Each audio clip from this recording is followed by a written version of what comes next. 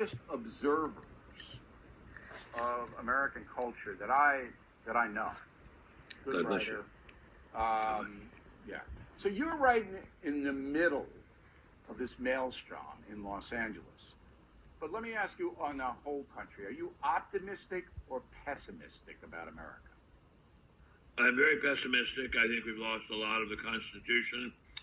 Free speech is just a memory, and I'm very pessimistic about it politically and in terms of law. But in terms of economics, I think we're doing quite well, surprisingly well. I think President Trump's policies in response to economic chaos caused by the pandemic has been brilliant, and we're doing astonishingly well.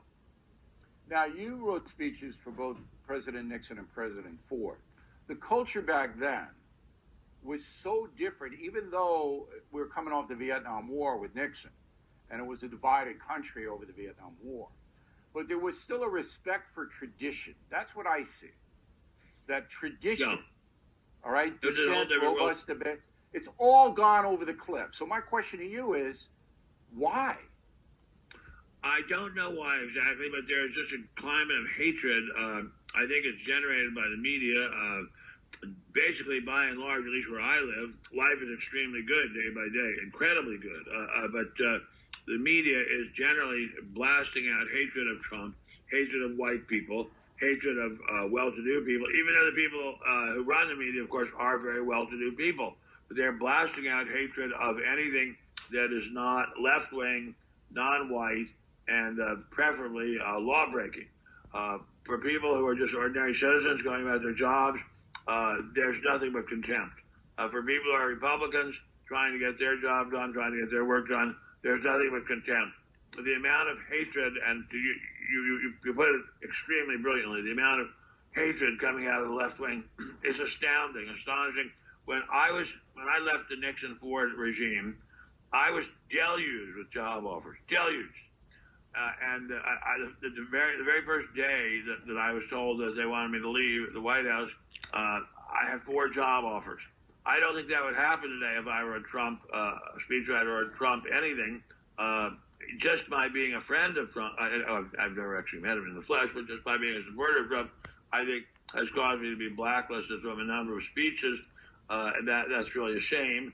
But I'm old, and I'll somehow get by until my dying day. But the hostility in the air is fantastic, and is breathtakingly even worse than it was in the Nixon days.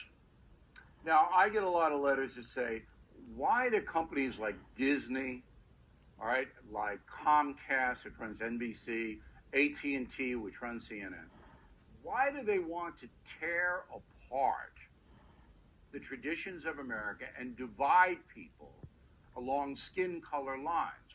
What is in it for these big corporations that depend on a mass market to generate their profits?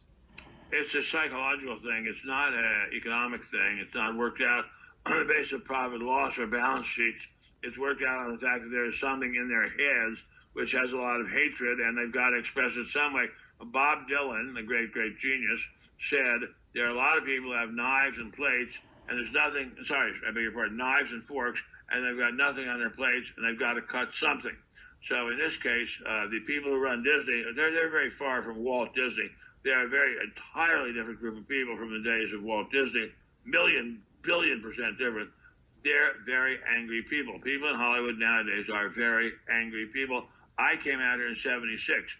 I worked for Norman Lear, an extremely liberal left-wing guy. We got along great. I got along great with all his writers. Not one of whom was Republican. I was the only Republican in the whole company. That could not even conceivably happen today. It's a whole different world. When you see some showbiz people around town in Los Angeles, do you ever say to them, what's the difference between the McCarthy blacklist in the 1950s, where accused communist people couldn't work in Hollywood, and now when if you supported Donald Trump, you can't work? It seems to me to be the exact same thing, is it not?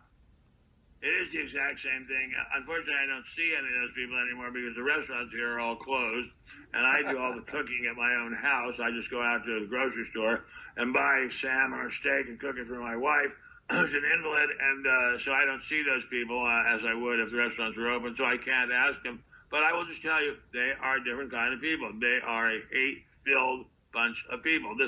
This is a group of people who are extremely ungrateful for the gifts that God has bestowed on them, for the gifts that America has bestowed on them. They don't like America. They don't like white people. That I don't know what's with them. I have been in psychiatry myself, largely over eating problems because I eat too much, and since 1966. And my psychiatrists, I have two of them now. I ask them all the time, what is it that makes people hate Trump so much? And they're both Trump fans, and they don't know what it is that makes people hate Trump so much. But there is something going on here that makes the people that run Hollywood hate Trump, hate white people, hate middle-class people, hate working-class people. I don't understand it, but there's something going on. It's well, part of it is snobbery. Part of it is snobbery. You tell your psychiatrist there are two reasons why the left, the committed left, the real ideologues hate Trump. Number one, his demeanor. All right? He doesn't take any BS. He doesn't take it. I think that's true. Back. Very true. Okay? Very true. And number two, the three Supreme Court justices he appointed that blocked, at least temporarily, the left-wing agenda could be for a while. Those are the two primary reasons. With the greatest respect to you, Bill, whom I have respected for some considerable time, and by the way, your speech this morning was just brilliant. I think it's something deeper than that. There's some deep psychological problem, whether they associate Trump with a father they hated, whether they associate Trump with a mother they hated, whether they associate Trump with some kind of other relative or dominating figure in their life they hated. I do not know.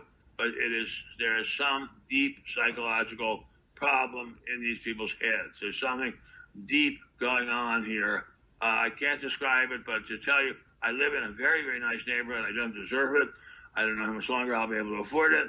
I'm surrounded by very rich people in Ferraris and very, very nice cars, and they are full of hate. They should be full of gratitude. They should be on their knees with gratitude. Absolutely. They're not. Absolutely. All right, Ben, thanks very much.